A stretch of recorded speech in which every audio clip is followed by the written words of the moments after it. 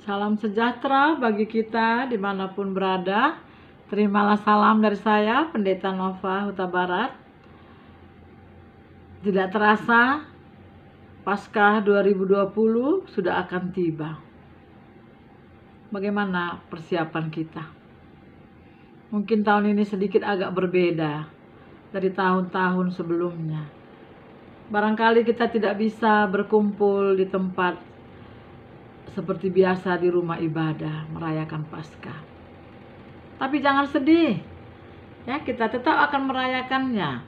Paskah ada di hatiku, ada di hatimu yang sudah menerima Yesus, dan akan ada di keluarga kita. Kita akan bersukacita merayakan Paskah bagi Tuhan. Mari kita berdoa.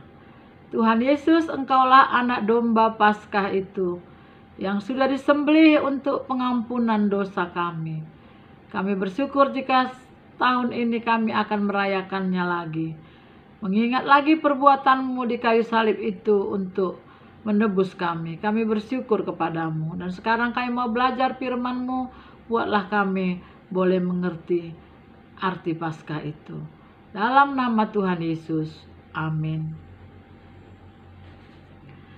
Jika berbicara tentang Paskah, apa yang Bapak Ibu ingat? Apa yang saudara-saudara ingat? Apakah kita teringat dengan pergi ke kuburan atau memakai pakaian yang hitam? Ya, bukan itu ya. Paskah bukan masalah baju hitam atau masalah berziarah ke makam-makam para leluhur atau para saudara. Kita berbicara soal Paskah, kita tidak bisa lepas dari perjanjian lama, yaitu kisah bagaimana orang Israel sedang berada di Mesir ditindas oleh bangsa Mesir.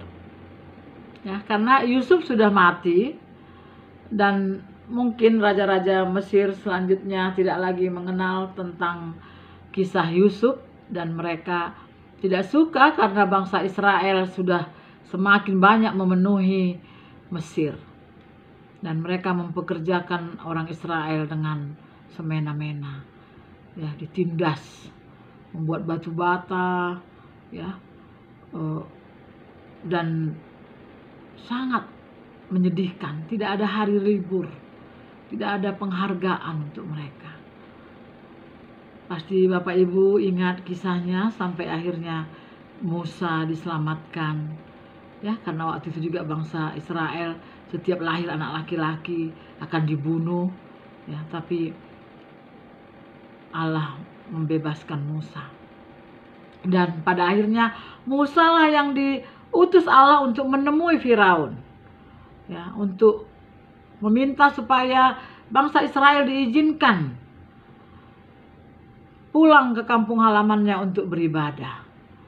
Ya, tentu Mesir akan rugi besar kalau Israel diizinkan pergi. Siapa yang akan mengerjakan semua itu? Makam-makam yang indah diukir dari batu-batu, itu semua tenaga kerjanya orang Israel. Ya. Tapi Allah mau membuat tulah. Sudah 9 tulah yang terjadi. Firaun tetap mengeraskan hati.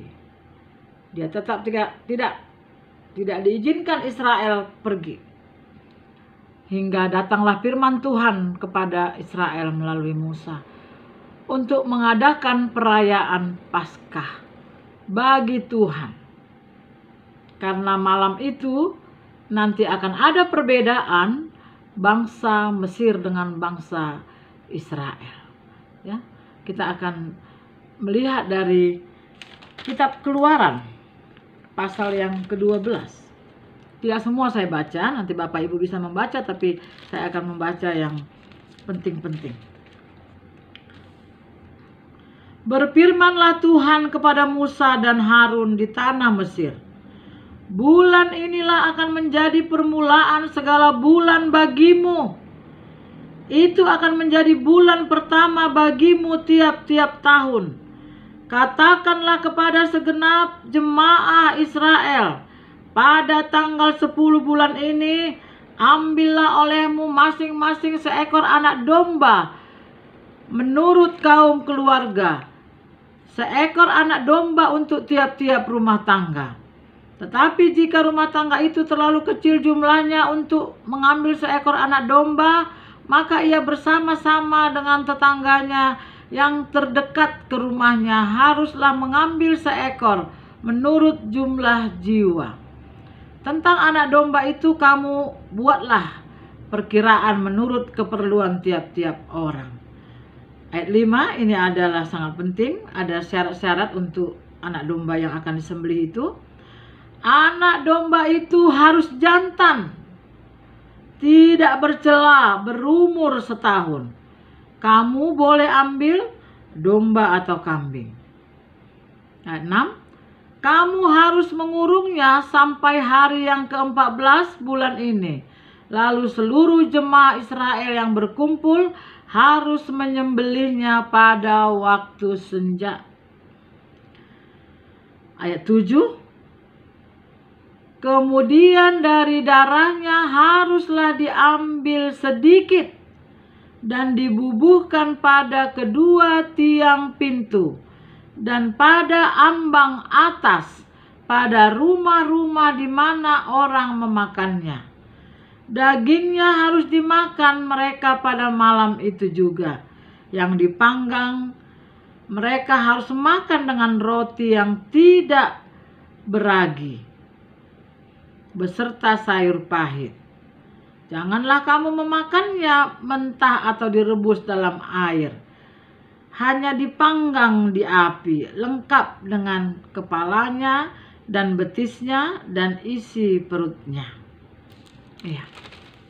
Allah memerintahkan supaya bangsa Israel menyembelih domba atau kambing. Ada persyaratannya, ya, bukan sembarangan.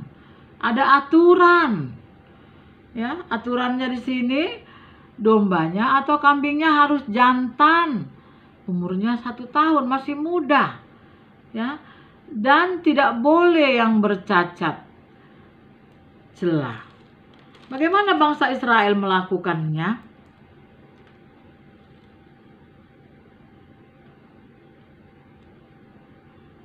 Mari kita lihat ayatnya yang ke-21. Lalu Musa memanggil semua tua-tua Israel serta berkata kepada mereka, pergilah, ambillah kambing domba untuk kaummu dan sembelihlah anak domba Paskah.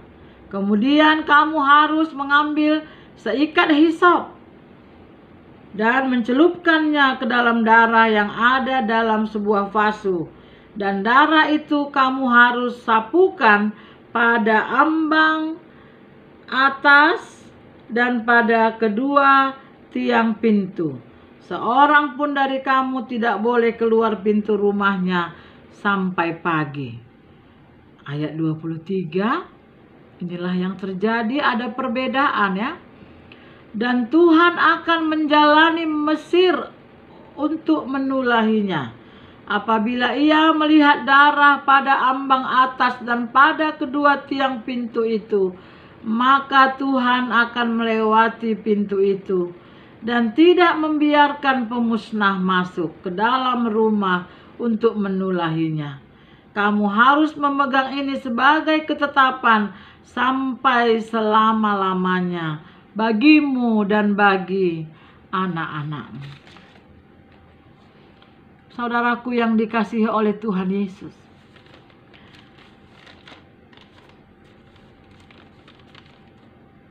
apa yang kita mengerti tentang Paskah Perjanjian Lama? Dikatakan tadi di sini, aku melihat darah itu, maka aku lewat daripada kamu. Ketika Tuhan melewati rumah-rumah yang ada tanda darah, ini ada gambarnya kecil, ya.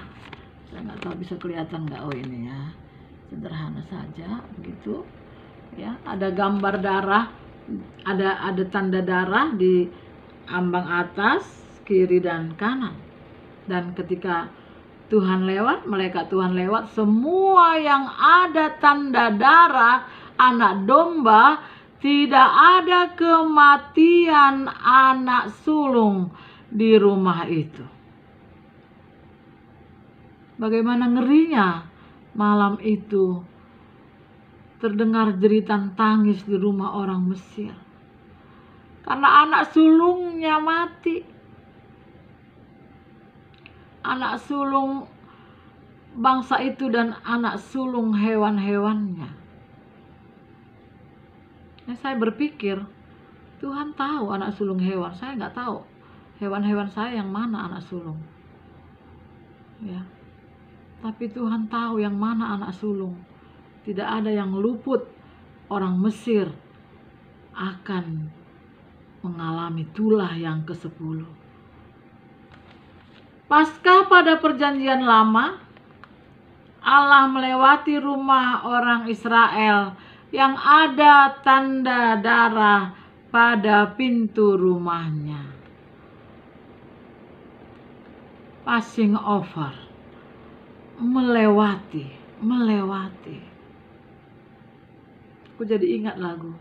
Tuhan jangan kau lewati aku walau ku cemar.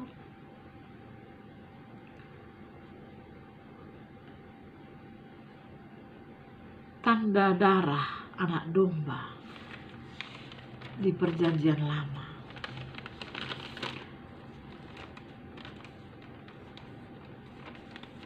Bagaimana dengan perjanjian baru? Bukankah Yohanes melihat Yesus lalu dia berkata, lihatlah anak domba Allah yang menghapus dosa dunia. Pasca perjanjian lama adalah bayangan. Pasca perjanjian baru penggenapannya. Di dalam 1 Korintus 5 ayatnya yang ke-7 dikatakan, sebab anak domba Paskah kita juga telah disembelih, yaitu Kristus. 1 Korintus 5 ayat 7. Sebab anak domba Paskah kita juga telah disembelih, yaitu Kristus. Kristus Yesuslah anak domba Paskah kita. Dia menggenapkan apa yang sudah digambarkan pada perjanjian lama. Dia tidak bercacat. Umurnya masih muda. Dia hanya 33,5 tahun.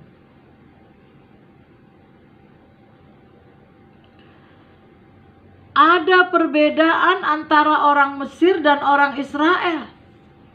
Demikian juga yang ada tanda darah Yesus di dalam diri kita, yang ada hati yang menerima Tuhan Yesus, yang ada darah Yesus di dalam hati kita, ketika kita percaya bahwa kematian Tuhan Yesus adalah untuk menghapus dosa kita.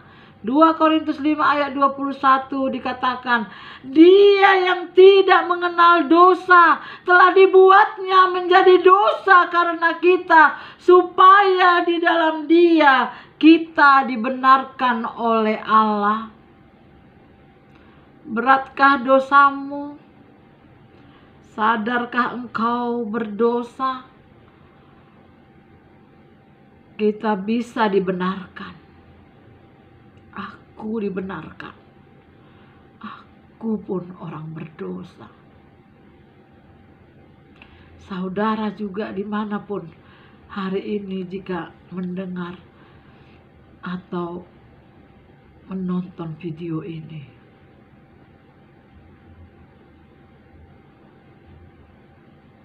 jangan putus asa.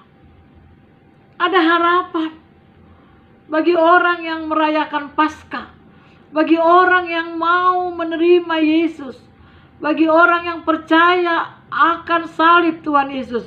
Dikatakan dalam Roma 8 ayat yang pertama, demikianlah sekarang tidak ada penghukuman bagi mereka yang ada di dalam Kristus Yesus.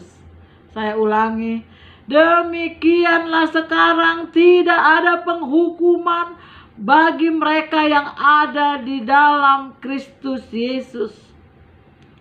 Allah pasti menghukum dunia ini, tetapi orang yang ada di dalam Yesus akan lepas. Orang yang percaya bahwa Yesus mati karena dosanya akan lepas. Anak domba kita telah disembelih. Saya ulangi, Roma 8 ayat 1. Demikianlah sekarang tidak ada penghukuman bagi mereka yang ada di dalam Kristus Yesus. Tidak ada penghukuman bagi kita yang mau percaya kepada Tuhan Yesus. Tidak ada lagi hukuman bagi orang yang ada di dalam Kristus. Allah akan melewati kita. Allah akan melewati kita. Allah akan melewati kita waktu Allah menghukum dunia ini. Seperti waktu Allah melewati rumah-rumah yang ada tanda darah anak domba. Maka demikian jugalah Allah akan melewatkan hati yang menerima darah anak domba. Tuhan Yesus mati di kayu salib pada waktu hari raya Paskah untuk mengampuni dosa manusia, supaya barang siapa yang menerima percikan darah Kristus. Saya ulangi, siapa yang menerima percikan darah Kristus, lewat murka Allah atas orang tersebut. Perayaan Paskah dalam Perjanjian Lama itu hanya bayangan saja, karena penggenapan pengampunan dosa harus dalam Kristus Yesus. Saya ulangi sekali lagi, perayaan Paskah dalam Perjanjian Lama hanya bayangan saja, karena penggenapan pengampunan dosa harus dalam Kristus Yesus. Mari membaca kitab Ibrani pasal 10 ayat yang pertama. Ibrani pasal 10 ayat 1. Paskah Perjanjian Lama akan digenapkan dalam Paskah Perjanjian Baru. Paskah Perjanjian Lama akan digenapkan dalam Paskah Perjanjian Baru. Mari kita baca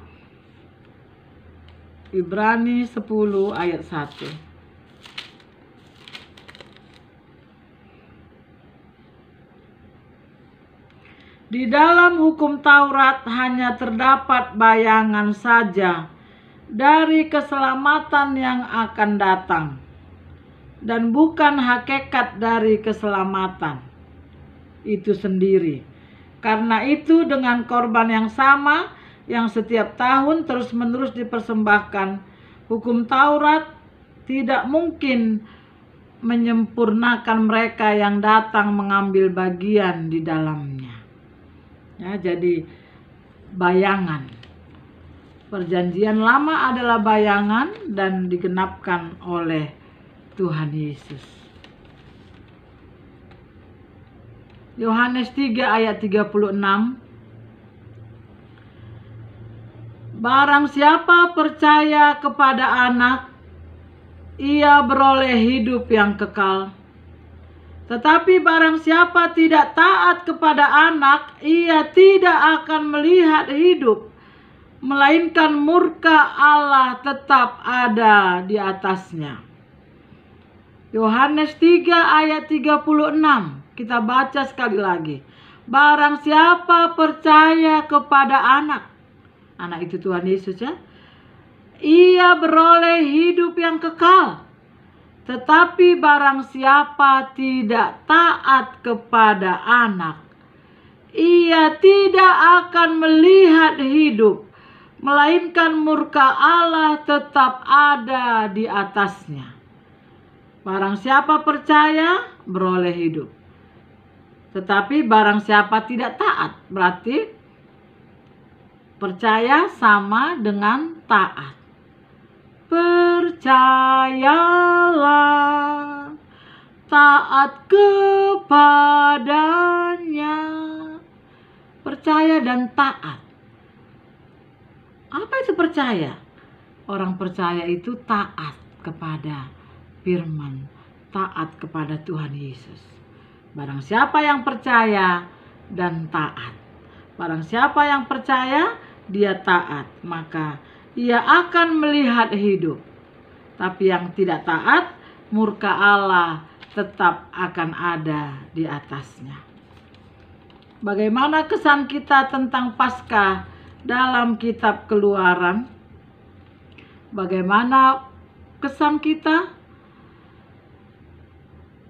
Paskah Perjanjian Lama, kemusnahan tidak masuk ke rumah mereka yang merayakan Paskah. Tetapi rumah-rumah orang Mesir, murka Allah atas kematian anak sulung mereka dan penghukuman atas berhala mereka. Itulah Paskah bagi kita. Ada kelepasan. Tidak ikut lagi dihukum. Terjadi perbedaan antara yang ada tanda darah di dalam hatinya dengan yang tidak ada tanda. Tidak ikut dihukum. Yakinkah engkau sudah berapa kali ikut perayaan? Percayakah Anda ke surga? Percayakah Anda tidak ikut lagi ke neraka? Sudahkah Anda percaya dan taat?